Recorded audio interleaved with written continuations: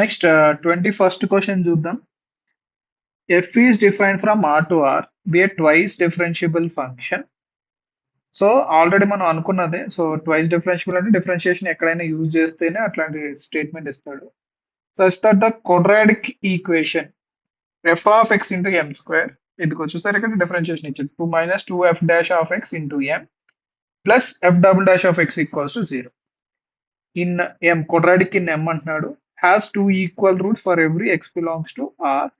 If f of 0 equals to 1, f dash of 0 is 2, alpha comma beta is the largest interval in which the function f of this one is increasing, then alpha plus beta is equals to ఎంత అని అడిగాడు.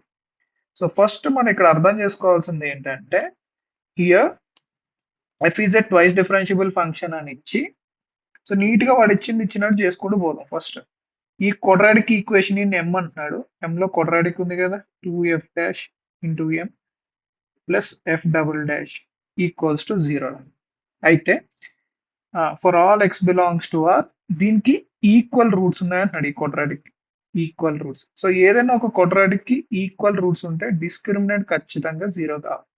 So దీని యొక్క discriminant apply చేసుకుంటే 4f dash whole square minus అంటే b square minus 4ac కదా, 4 into f into f double dash equals to 0. So basically ఇది మొత్తం 4 క్యాన్సిల్ చేసేస్తే అలా పక్క పట్టిపోతే f dash of x whole square equals to f of x into f double dash of x. మనకు ఒక differential equation వచ్చింది. ఇప్పుడు మనల్ని అడిగిన క్వశ్చన్ ఏంటి, ఇక్కడ F of log X minus X అనే దానికి ఇంక్రీజింగ్ ఫంక్షన్ ఎక్కడ అవుతుంది, ఆ ఇంటర్వెల్ ఆల్ఫా బీటా అంటున్నాడు. ఆల్ఫా ప్లస్ బీటా ఎంత, ఇది కదా అడిగింది. అంటే ఎఫ్ ఆఫ్ ఎక్స్ యొక్క ఇంటర్వెల్ ఆఫ్ ఇంక్రీస్ క్యాలిక్యులేట్ చేయాలి, అంటే ఎఫ్ ఆఫ్ ఎక్స్ కావాలి. సో ఇక్కడ మనకి క్వశ్చన్ లో ఇక్కడ చూడండి లాగ్ ఎక్స్ మైనస్ ఎక్స్ అని ఇచ్చాడు కదా.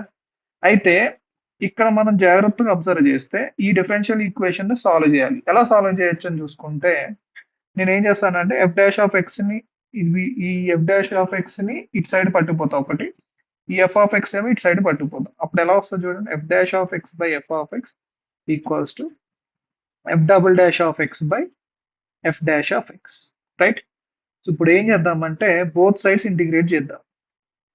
ఇంటిగ్రేట్ చేస్తే నీకు ఇది ఎలా ఉంది, ఇది టీ అనుకుంటే ఇది డిటి లాగా అయిపోతుంది, ఇది టీ అనుకుంటే ఇది డిటి లా అయిపోతుంది. సార్ ఈ ఐడియా ఎలా వచ్చింది సార్ అంటే, ఇక్కడ మనకి లాగ్ ఉంది కదా, లాగరిథం అని ఇచ్చాడు కదా. సో మోస్ట్లీ నీకు డిటి బై టీ ఫార్మాట్ లోనే వస్తేనే కదా ఇంటిగ్రేషన్ లాగ్ వచ్చేది. సో అలా మనం హింట్ కింద తీసుకోవచ్చు. అయితే ఇక్కడ సో ఏమొస్తుంది, log of F of X వస్తుంది, అంతేగా. ఇక్కడ ఏమొస్తుంది, దీన్ని integration log of F dash of X వస్తుంది. మరి ఇంటిగ్రేషన్ కాన్స్టెంట్ రాయాలి కదా, ప్లస్ సి రాసుకుంటాం. ఇప్పుడు ఇంటిగ్రేషన్ కాన్స్టెంట్ కోసం ఇక్కడ ఆల్రెడీ డేటా ఇచ్చాడు చూడు, ఎఫ్ ఆఫ్ 0 ఈజ్ 1 అని ఇచ్చాడు, ఎఫ్ డాష్ ఆఫ్ 0 2 ఇచ్చాడు. సో ఎక్స్ ఈక్వల్స్ టు 0 పెడదాం. ఎఫ్ ఆఫ్ 0 1 కాబట్టి log 1 equals to log F dash of 0 ఎంతమ్మా 2 ఇచ్చాడు ప్లస్ సి. లాగ్ 1 0 కదా, so C is minus log 2. ఇప్పుడు సి మైనస్ లాగ్ 2 వచ్చింది. సో దాన్ని బట్టి మనం ఈక్వేషన్ రాస్తే log of F of x equals to log of F dash of x minus log. So direct గా ఇప్పుడు ఎఫ్ ఆఫ్ ఎక్స్ ని ఏం రాయొచ్చు, log a minus log b, log a by p రాస్తే f dash of x by 2. మళ్ళా నీకు differential equation వచ్చింది.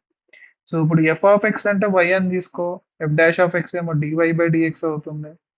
తీసుకొచ్చి దీంట్లో పెడితే అంటే మనం ఇలా రాసుకుంటే కొంచెం చూడడానికి ఈజీగా ఉంటుంది.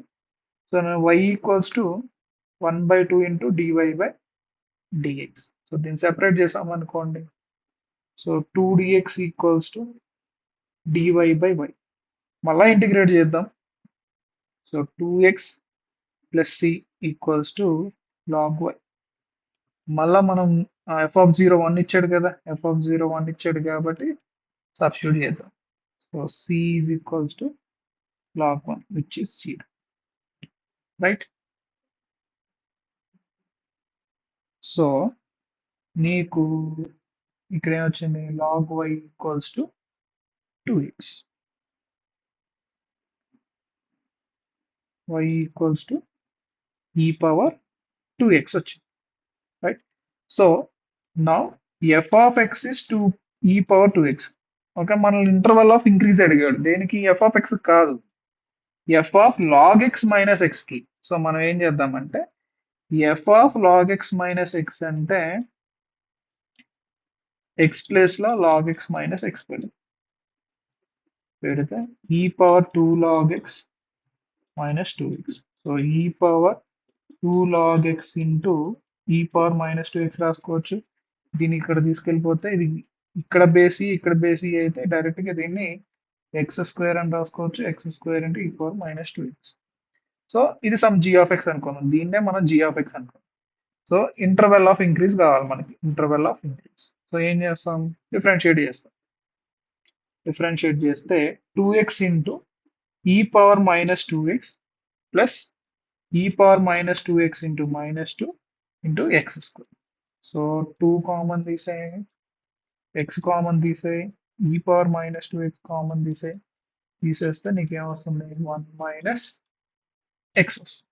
సో ఫైనల్ గా వేవి కర్వ్ మెథడ్ పెట్టుకుంటే ఇది పాజిటివ్, 2 ఈ పవర్ ఎక్స్పోనెన్షియల్స్ ఎప్పుడు కూడా పాజిటివే కదా. దీని రూట్ 0, దీని రూట్ 1, సబ్స్టిట్యూట్ 0 1. యాక్చువల్ గా అయితే పాజిటివ్ నెగిటివ్ పాజిటివ్ రావాలి, కానీ ఇక్కడ 1 మైనస్ ఎక్స్ అంటే మైనస్ ఆఫ్ ఎక్స్ మైనస్ 1 ఉంది కాబట్టి సైన్స్ కూడా చేంజ్ అయిపోతాయి. ఎలా వస్తాయి అప్పుడు మనకు? ఇటు side minus, positive, negative, right? So ఇప్పుడు మనకి ఏమొచ్చింది? ఇంటర్వెల్ ఆఫ్ ఇంక్రీజ్ అడిగాడు కాబట్టి interval of increase largest interval అంటున్నాడు కదా. సో ఎక్కడ పాజిటివ్ అయితే అదే interval of increase. Therefore interval of increase is 0 to 1. So దీన్నే మనకి ఆల్ఫా బీటా అని ఇచ్చాడు. Alpha beta is 0 to 1. So alpha is 0, beta is 1. So alpha plus beta అడిగాడా మనం? Alpha plus beta. So the value is 1.